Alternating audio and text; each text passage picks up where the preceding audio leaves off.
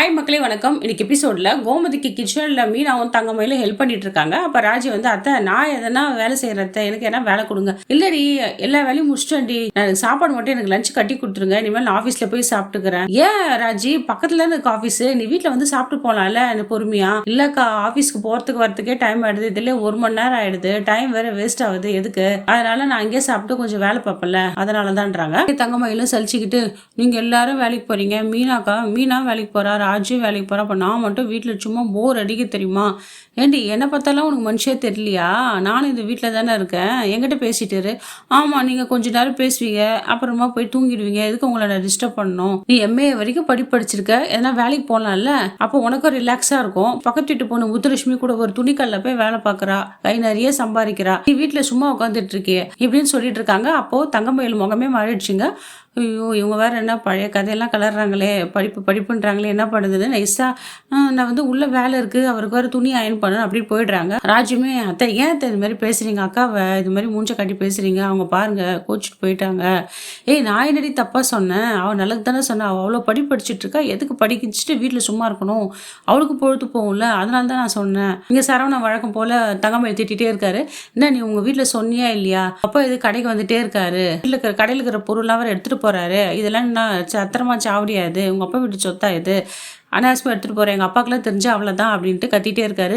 ஏங்க அரிசி தானே எடுத்துகிட்டு போனார், ஏங்க இப்படி பேசுகிறீங்க, ஏன் வெக்கமா இல்லை, சூடு சோறனையில் உங்கள் அப்பாவுக்கு வேற எங்கன்னா போய் கஷ்டப்பட்டு உழைச்சி வந்து வாங்கி சாப்பிட்ணும், எதுக்கு எங்கள் வீட்டு பொருள் எடுத்துகிட்டு போகணும், இதெல்லாம் தேவையில்லை, இதெல்லாம் நல்லா இல்லை மயில், நான் சொல்கிறது கேளு, தேவையில்லை நீ பிரச்சனை பண்ணிக்காத, வீட்டில் ஒழுங்கு மரியாதையும் நீ சொல்லுன்னு சொல்லிட்டு இவர் திட்டிகிட்டே இருக்காரு. இந்த நேரம் பார்த்து தங்கமயில் அத்தை என்ன சொன்னாங்க தெரியுமா, வேலைக்கு போவான் வீட்டில் இருக்கிறியே தண்டத்துக்குன்னு சொல்கிறாங்கன்னு ஒரு பொய் சொல்லிடுறாங்க.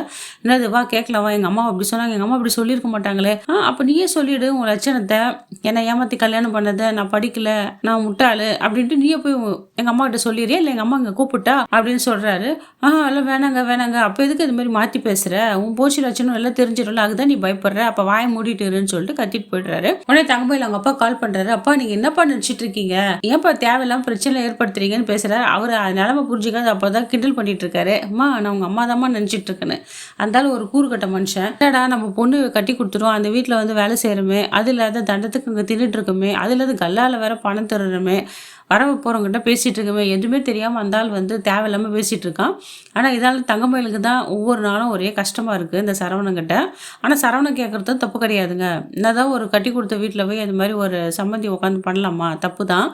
ஆனால் இதால் தான் இந்த ஏற்கனவே தங்கமயில வந்து பொய் சொல்லி கல்யாணம் பண்ணி வச்சிட்டாங்க சரவணனுக்கு. இதில் வர வீட்டில் எல்லாம் தெரிஞ்சால் அவங்கள மதிக்க கூட மாட்டாங்க. ஏதோ அவங்க மாமனார் கொஞ்சம் தங்கமயில் மேலே வச்சுக்கிற அபிப்பிராயம் மரியாதையுமே போயிடும். தங்கமயில் அவங்க அப்பாவை திட்டிகிட்டே இருக்காரு. ஏன்ப்பா அப்படி பண்ணிகிட்டே இருக்கீங்க, எத்தனை தடவை சொல்கிறது, அந்த வேலையை விட்டு நின்றுடுங்கப்பா, வேற எதனா வேலை பார்த்துங்கப்பா, எனக்கு எவ்வளோ பிரச்சனை தெரியுமா, நானும் ஒரு நாள் ஒரு பொழுதுன்னு எப்படியோ போயிட்டுருக்கு, எப்போ பிரச்சனை தெரியுமோ எப்போ உண்மை தெரியுமோ தெரியாது, நான் பயந்துட்டு இருக்கேன், இவர்கிட்டயும் திட்டு வாங்கிட்டு இருக்கேன், எனக்கு எல்லாம் தெரியும் மயில், நான் வேலைக்கு வந்து உங்கள் வீட்டுக்காருக்கு பிடிக்கல, கடையில் எதனா பொருள் எடுத்தா கூட மாப்பிள்ளை மூஞ்சே மாறுது, எனக்கு எல்லாமே தெரியுது, எல்லாமே தெரிஞ்சு ஏப்பா அப்படி பண்றீங்க, என்னை பத்தி நீங்க புரிஞ்சிக்க மாட்டீங்களா, இப்படிதான் இருப்பீங்களா அப்படின்னு சொல்லிட்டு இருக்காங்க. பாவம் தங்கச்சி சுடர் காலேஜ் போயிட்டு வரா, வாய்க்கு ருசியா அதெல்லாம் சாப்பிடணும்ல, அதனால தான் நான் அந்த பொருளை எடுத்தேன், சம்பளம் கொடுத்தவொன்னே அந்த காசுல நான் கொடுத்துட்றேம்மா, இதையாச்சும் எங்கள் வீட்டுக்கிட்ட சொன்னீங்களா இல்லையா, அதை நான் சொல்லலாமா மாப்பிள்ளை கிட்ட, நான் அப்புறம் பார்த்துக்கலாமா, நீ கவலைப்படாமான்னு பொறுப்பு இல்லாத பேசிட்டு இருக்காரு. அந்த நேரத்தில் பாக்கியா வந்துடுறாங்க. தங்கமயில் தான் பேசுறா. என்ன வழக்கமா எங்க தானே ஃபோன் பண்ணுவா, உங்களுக்கு ஏன் ஃபோன் பண்ணா, இவங்கள நல்லா விசாரிக்கிறாங்க தங்கமயில.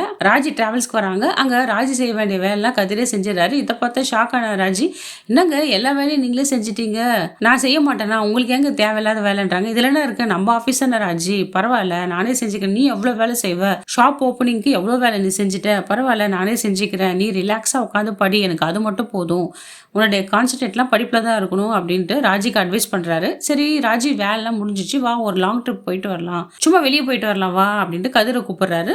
உடனே என்ன சார் திடீர்னு நம்ம வெளியெல்லாம் கூப்பிடுறாரு, இவ்வளோ ரிசல்ட்டாக கூப்பிட மாட்டாரு அப்படின்னு யோசனை பண்ணிகிட்டே இருக்காங்க.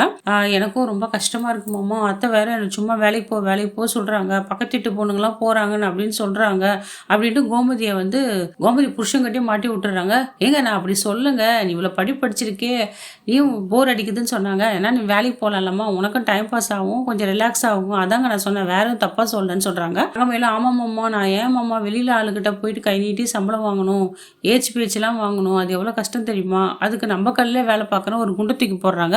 இதை கேட்ட சரவணம் அதெல்லாம் ஒன்றும் தேவையில்லை, நீ வீட்டிலே இரு, கடைக்கெல்லாம் வர தேவையில்ல, உனக்கு அது கடை பத்தி என்ன தெரியுன்றாங்க. அட சும்மா இருடா, அவன் என்னதான் சொல்ல வரா பார்க்கலாம் பாண்டியனும் சொல்லிட்டு இருக்காரு. இல்ல மாமா, நான் வந்து வெளியெல்லாம் போல மாமா, வெளியெல்லாம் போனா சில சிக்கல்லாம் இருக்கு, நிம்மதியா வேலைலாம் பார்க்க முடியாது. நான் வந்து நம்ம கடையில வேலை கத்துக்கிறேன், என்னால முடிஞ்ச வேலை நான் செய்யறேன், நீங்க என்ன சொல்றீங்களோ அதை செய்யறேன் மாமா.